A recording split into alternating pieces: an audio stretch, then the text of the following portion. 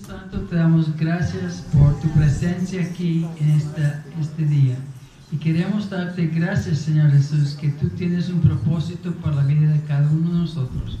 Pedimos, Señor, que tu Espíritu Santo nos habla en esta mañana a través de tu palabra. En Cristo Jesús. Amén. Amén. Bueno, tenemos el texto, había estado el texto de Mateo, porque esto es lo que la gente piensa del mensaje misionero, que Jesús dijo, id y hacer discípulos a todas las naciones, bautizándoles en el nombre del Padre, y del Hijo, del Espíritu Santo, enseñándoles que guarde todas las cosas que os he mandado, y aquí yo estoy con vosotros hasta el fin del mundo. Pero la historia de misiones empieza en Génesis. ¿Sabías eso?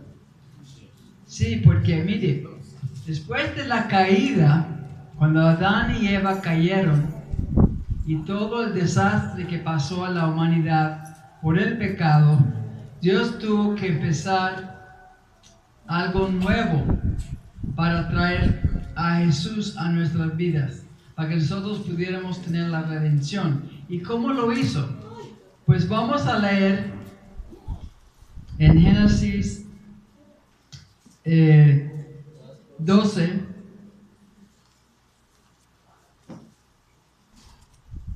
Génesis 12, vamos a leer los primeros versículos de Génesis 12. Y aquí tenemos el llamado de Dios a Abraham.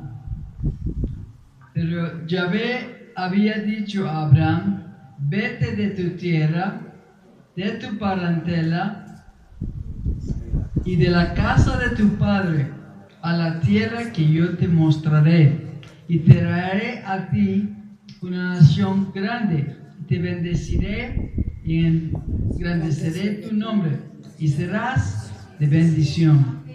Bendeciré a los que te bendijen, y los que te maldijeran, maldeciré. Y serás bendito en ti todas las familias de la tierra. ¿Y qué hizo Abraham? Y Abraham se fue, como Dios le había dicho. Lot fue con él. Y era Abraham de edad de 75 años cuando salió de Arán. Imagínate esto. Él no era joven. ¿Cuántos jóvenes hay aquí? ¿Están los jóvenes aquí? Bueno, sí. Pero él no fue joven, tenía 65 años cuando Dios le llamó. Eso es esperanzador para los que tenemos unos poquitos años. Sí. Pues el llamado de Dios a Abraham fue a sí mismo. Mi amado profesor de hebreo y del Antiguo Testamento, él siempre decía, no sabemos cuántas personas Dios llamó, pero lo que sí sabemos es que Abraham fue el que respondió al llamado de Dios, y por eso él marcó historia. Cuando nosotros respondemos al llamado de Dios, vamos a marcar historia, y esto es lo que pasó con Abraham, ¿sí?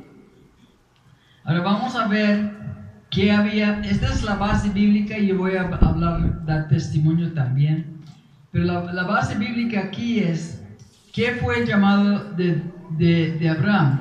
Fue un llamado a separación. Imagínate, él tenía que salir de su tierra, de su gente, su herencia. Era un llamado separación a ser santo. ¿Sabes que en Ur, de donde él venía, que es ahora era una tierra muy pagana? Toda mujer tenía que servir, dice Zondervan, dicen que tenía que servir como prostituta en el templo. Era muy pagano y toda la influencia mundana, y él tenía que salir de eso. Primero Dios quería salir de eso y ser separado, porque Dios quería un pueblo puro que no fue contaminado. Y más adelante vemos cuando el pueblo de Israel entra a Canaán, Dios quería un pueblo puro, separado para él. Ur era un país era una tierra idólatra. ¿Y qué es la idolatría? ¿Sabes qué es un ídolo? Un ídolo es cualquier cosa en tu vida o en la vida de una persona que toma el lugar de Dios. Dios quiere ser primero y único en nuestras vidas. Entonces, ese fue un llamado a separación.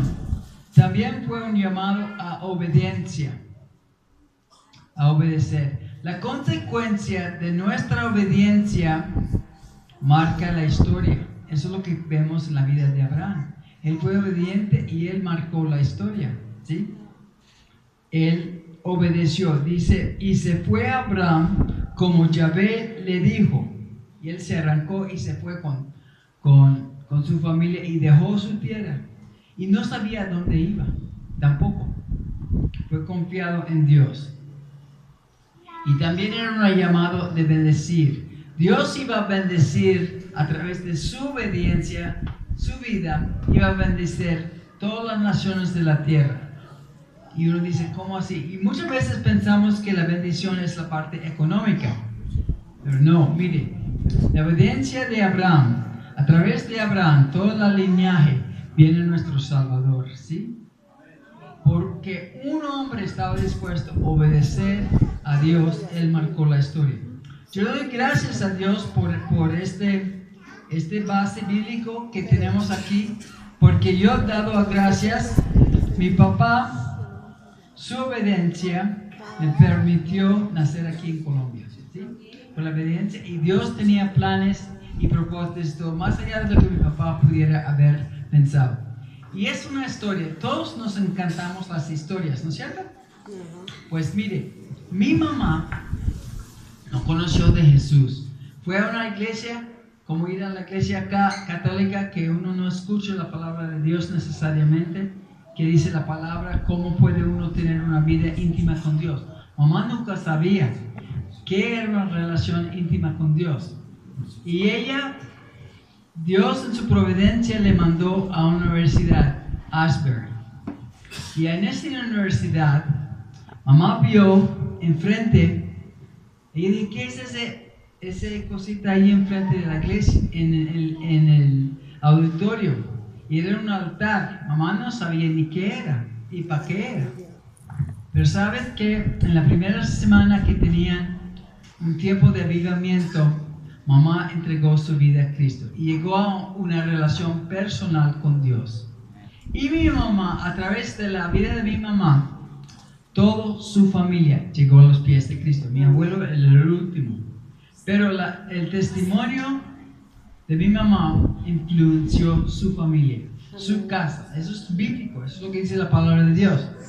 Pero es más, mire, mi mamá era mujer, claro. Y mi mamá tuvo el llamado de Dios de predicar el evangelio. Pero ella dijo, yo soy una mujer. Y entonces ella empezó, joven, es tan importante que Dios sea el control de tu noviazgo. Mamá empezó a salir con un joven que iba a ser predicador. Pero un día, Dios la llevó a otro estado, en Michigan, para hacer estudios en radio, porque mi mamá había estudiado comunicaciones.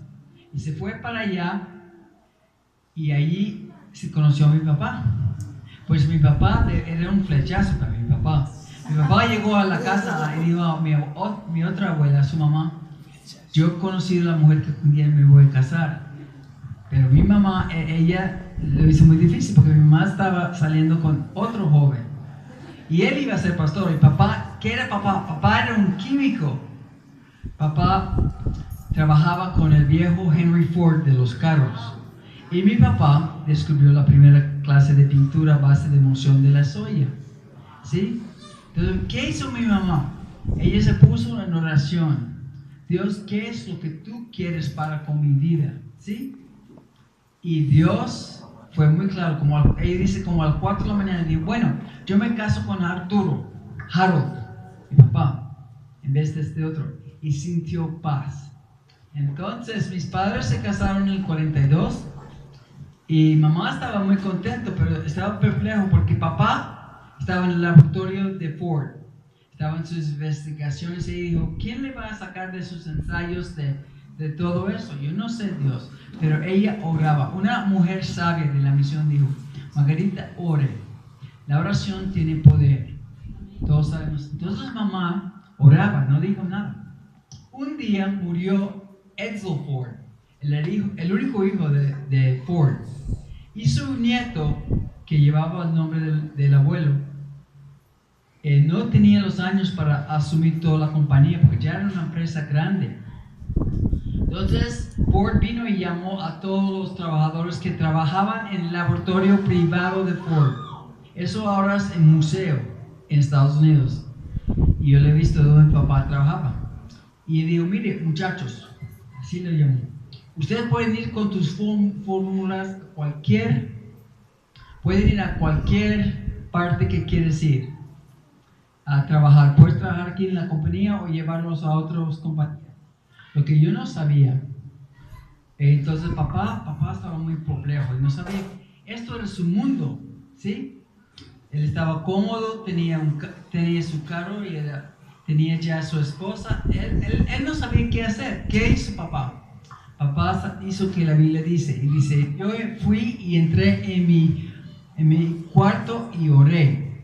Y ese día llegó la prensa, y la prensa de la ciudad lo coge así, y lo mira, y ahí hay una propaganda, pues estaban hablando, y ahí estaba cuando Stanley encontró a Livingstone en la corazón de África. Entonces, papá vio eso, puso el periódico ahí y volvió a la palabra. Y en Isaías 6 dice, y en el año que murió Usías, yo vi al Señor alto y sublime. Y el Señor le dijo, y yo sentí inmundo. Y Dios le dijo, ¿quién irá? ¿Quién irá? Papá, eso le llegó al corazón a papá. Entonces, ¿sabes qué hizo papá? Fue otra vez, recogió el periódico y lo llevó a la cocina donde estaba mi mamá. Y él había estado 3 días en ayuno y oración. Amor, ¿quién va a contar a esos negritos de Jesús, ya que Livingstone está muerto?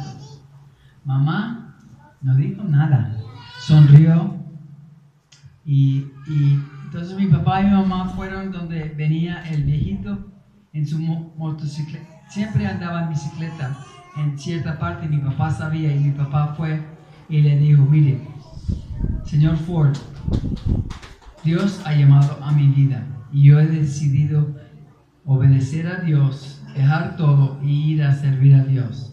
Y así fue. ¿Y sabes qué dijo Ford? Mamá dijo, yo recuerdo él diciendo, jovencitos, nunca he tomado una decisión sin la dirección divina. Y les felicitó. Entonces mi papá y mi mamá fueron al seminario en Asbury. Y de allí escucharon a la fundadora de la misión de la Interamericana, a Larry Kauman, que fundó la misión en el Oriente. Y luego Dios le dijo a ella, he aquí te he dado una tierra sureña, y era ¿sí? Y entonces apenas estaban abriendo la obra aquí en Colombia.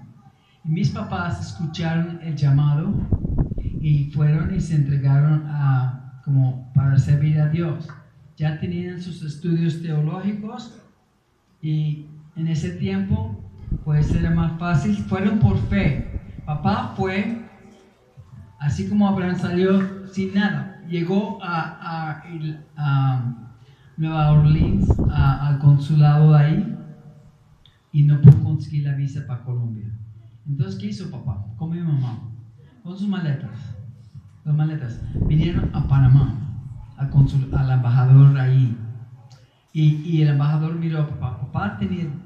Papá tenía donde gente, y él le dijo, usted está en la frontera de Colombia y no tienes la visa. Papá dijo, y eso es lo que usted me va a dar. Y así fue. Y mis papás llegaron aquí a Colombia en julio del 46, ¿sí? ¿Y sabes una cosa? una semana después, y los Biddulph, don Jorge Biddulph, que fue presidente de la misión acá, ellos llegaron un día después de mi papá.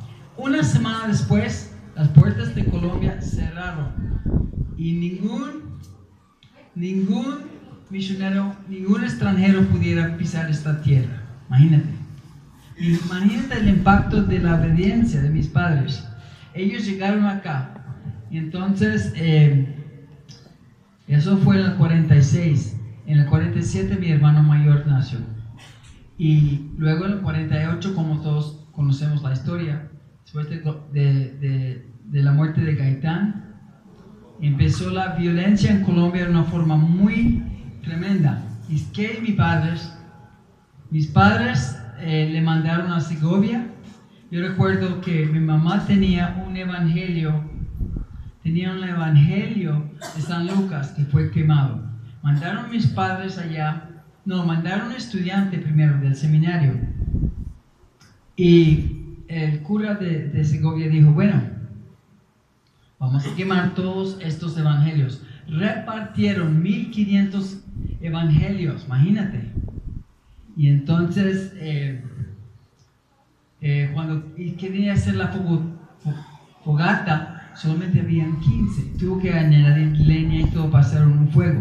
Entonces, vieron que había hambre en este pueblo minero. Entonces, mandaron a mis papás. Y dijeron, no les voy a mandar sin que Dios me dé una promesa. Y Dios les dio la promesa de que, donde dice, aunque, espera, es en Samuel. Entonces, ellos fueron.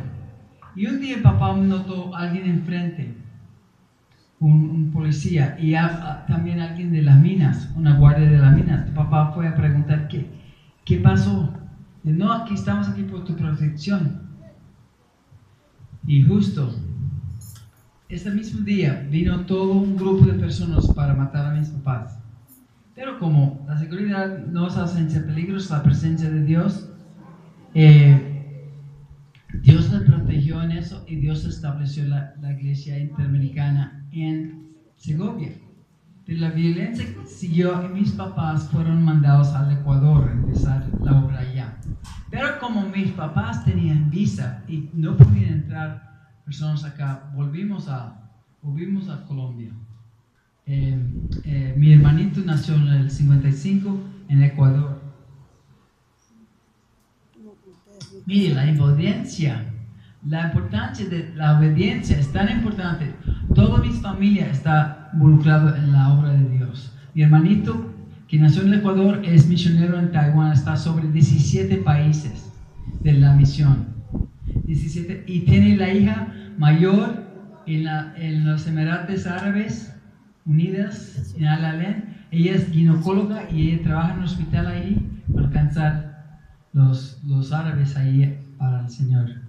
Y mi otra sobrina está en Indonesia como misionera y luego la menor está también en China, en Taiwán como misionera. Pero es el impacto de la obediencia de una persona. Usted no sabe qué impacto tu obediencia puede ser para el Evangelio. Y esto me impactó a mí.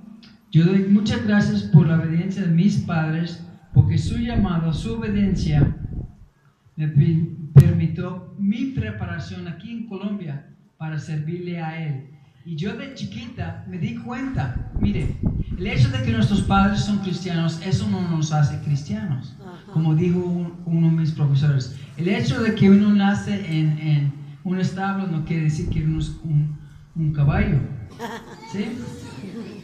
No, tiene que ser algo original. Y yo me di cuenta, yo dije, Señor Jesús, yo quiero que tú entres y vengas y cambias mi vida. ¿Sí? Haz de mí lo que tú quieres. Y Jesús empezó su obra redentora en mí de chiquita.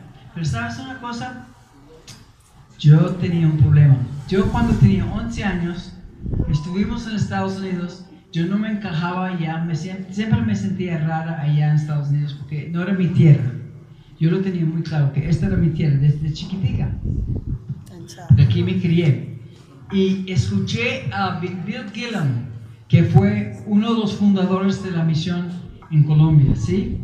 Escuché su testimonio, su prédica, y Dios tocó mi corazón. Y yo fui al altar y dije, Dios, yo estoy dispuesto a ir a servirte. Yo recuerdo esa noche, yo volví a mi casa a llorar. Y dije, yo no soy valiente. Yo no tengo lo que necesito para ser misionera, no. Yo recordaba muy bien, mi Nina Soto, que también llegó a trabajar en el Ejército de Salvación, estaba en la misión. Vino a nuestra casa, cuando llegó a la casa de mi familia, 4 de sus hermanos de la familia Soto habían sido decapitados por ser cristianos evangélicos, por su fe, ¿sí?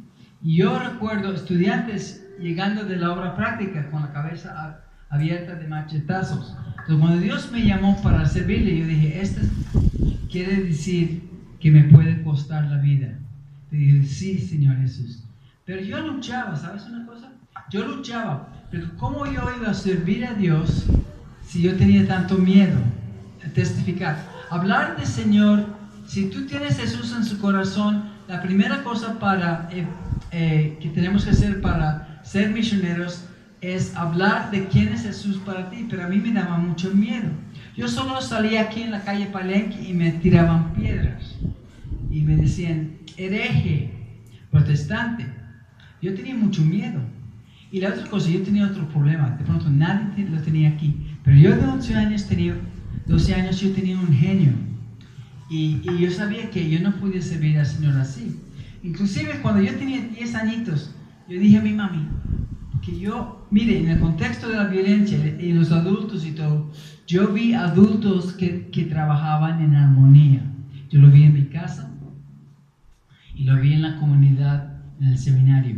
Entonces dije a mi mamá, ¿por qué los adultos nunca se enfadan? ¿Por qué no salen de quicio? ¿Sí? Mi mamá pensó, pues yo tenía 10 años, que yo era muy chiquita.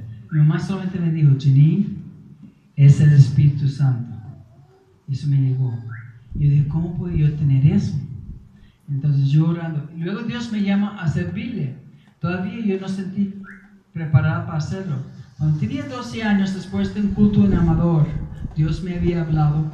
Yo llego aquí al seminario, ya en la parte administrativa, y al lado de mi cama yo me arrodillé. Fue la decisión contundente para mi vida. Y dije, Jesús, aquí estoy.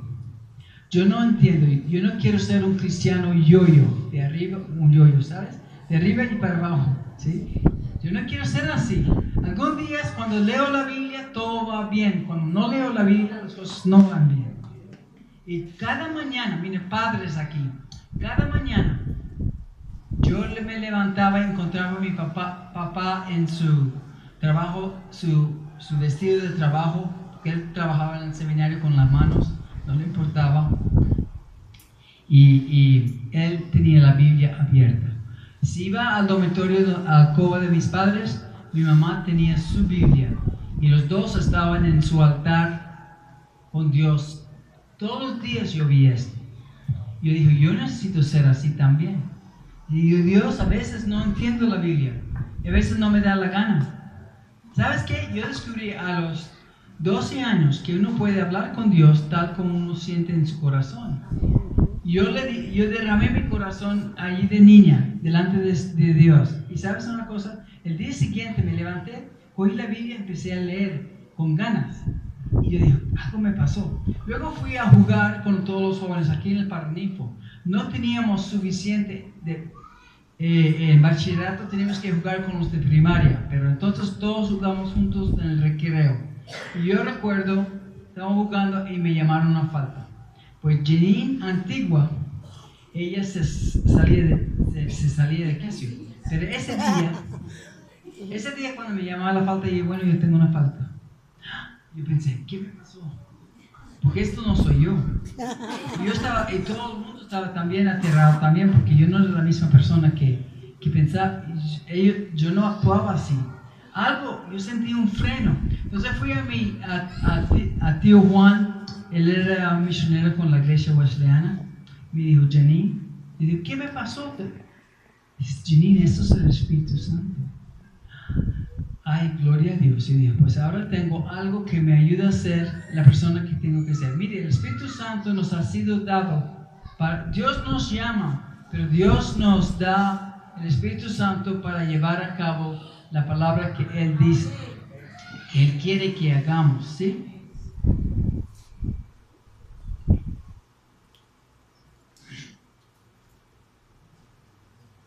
Yo apenas estaba empezando.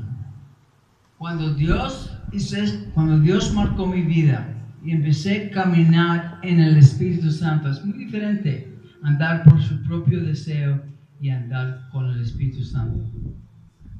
Una cosa que yo aprendí temprana edad era la importancia de la obediencia, de obedecerle. Y aunque me costaba testificar, ya no era yo, sino el Cristo en mí. Y uno de los versículos que yo tomé como lema de mi vida era: con Cristo estoy juntamente crucificado, mas nadie vivo yo, mas vive Cristo en mí. ¿Sí? Y lo que vivo ahora en la carne lo vivo por la fe de Jesucristo que dio su vida por mí.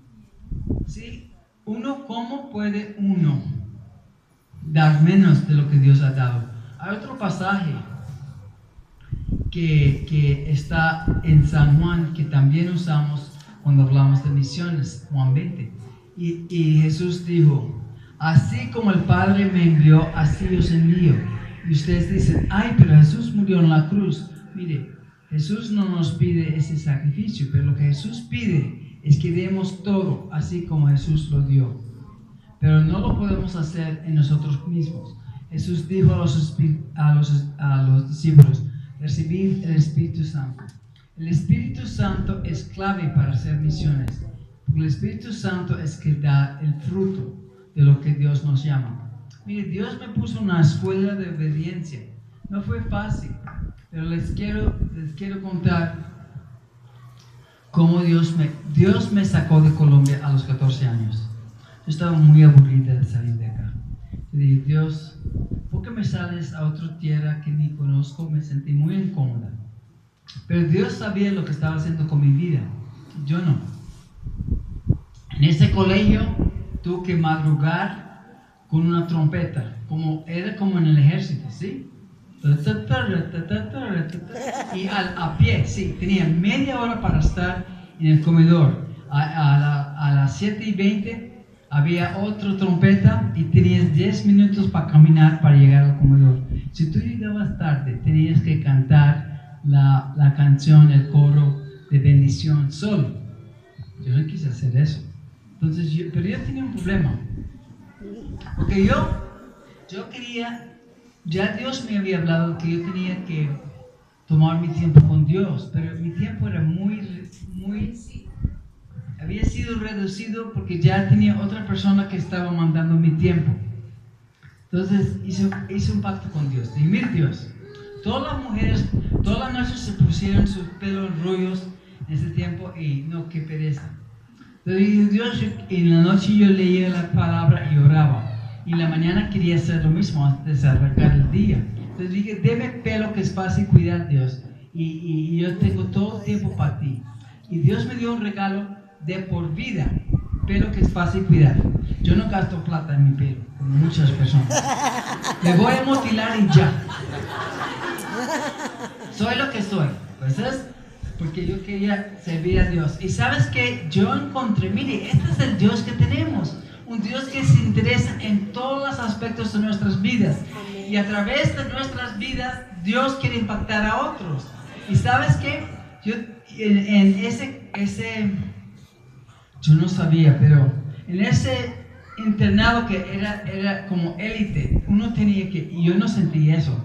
Yo sentí más montañera que estar en un colegio así. Pero ese colegio me hizo saber cómo caminar y cómo vestirme para cualquier estrato social, ¿sí?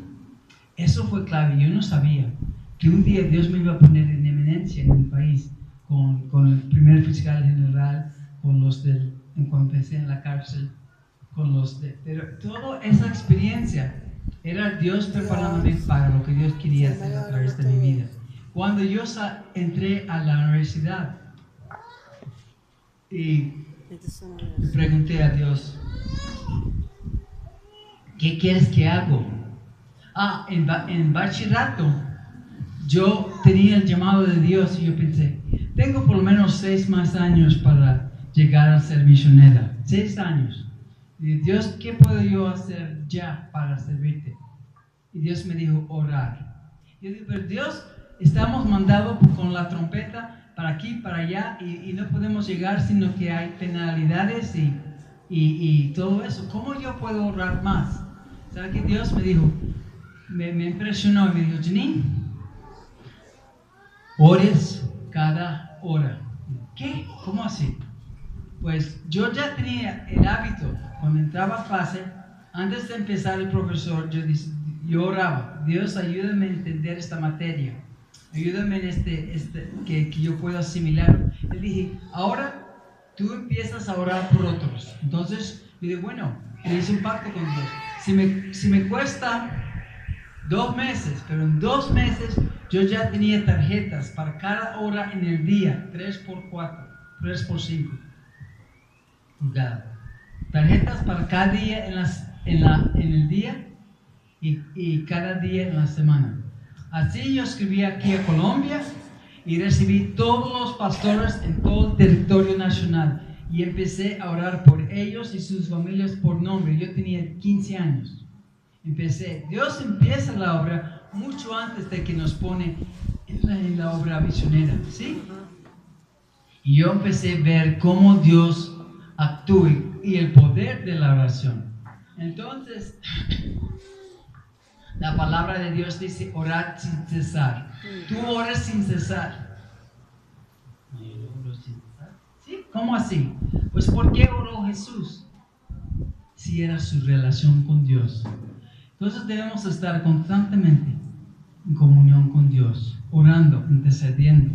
Una de las cosas que Dios me mostró el poder de la oración, que un fin de semana yo tenía mucha carga por un misionero que fue presidente de la misión, Roberto Hess, y él se fue a Sopetrán, y los que recuerdan la historia, Sopetrán era un pueblo muy difícil, había mucha violencia, y era difícil para el evangelio, pero Roberto Hess fue allá, predicó, yo no sabía qué pasó, luego